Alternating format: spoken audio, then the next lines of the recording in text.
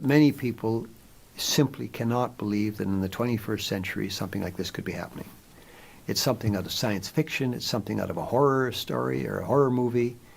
And in fact, they made a horror movie about it a few years ago, and there was one made in Korea where a young couple were on their honeymoon, and they went to China, and somehow the woman disappeared and her organs were taken from her. And this was a very popular fictional movie, but we're not talking fiction, we're talking reality.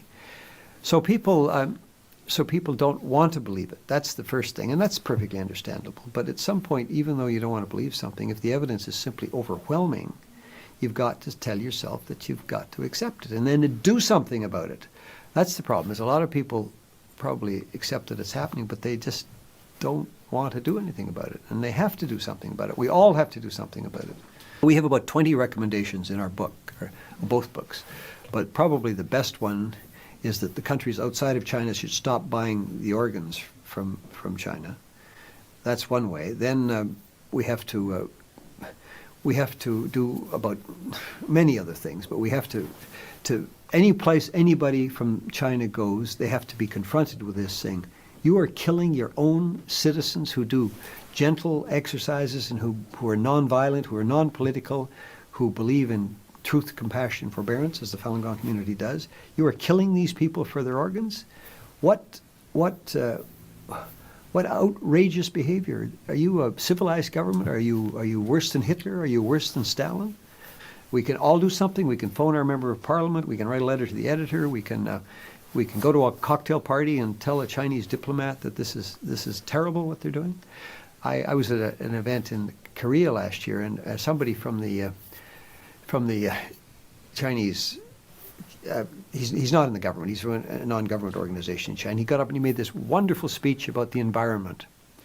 And it was most of it was nonsense as far as I'm concerned, but he made this speech. And so I got up and asked him, well, when is your government going to stop killing its own people for their organs? And he sort of stumbled around, and the usual answer, he said, oh, there's no evidence of that it's happening, and just gibberish.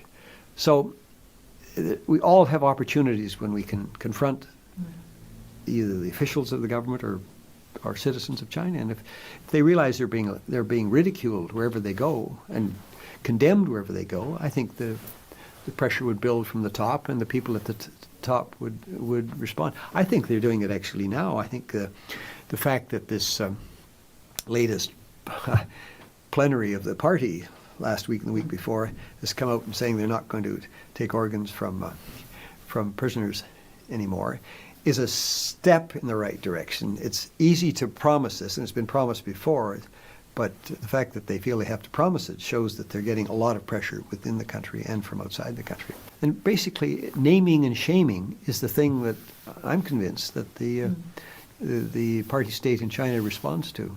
And people say, oh no, don't upset them, don't say anything like this. But no, what they need to hear is people saying there is not another government in the world that kills its own citizens and sells their organs to foreigners, let alone nationals.